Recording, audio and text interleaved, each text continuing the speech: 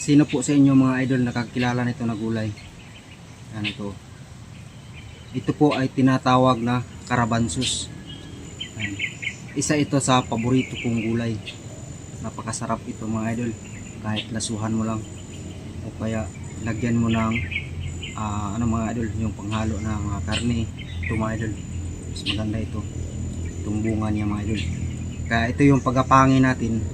Lagyan naman natin ng ano mga idol, yung trellis net para gumapang siya sa itaas mga idol.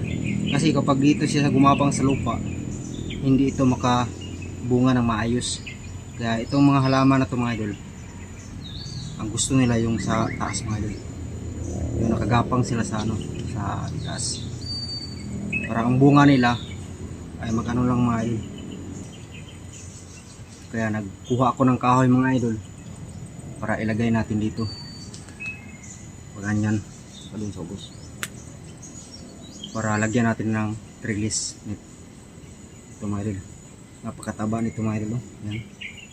Kasi dito sa amin ang lupa dito mga idol, napakagandang pagtaniman ng mga vegetable.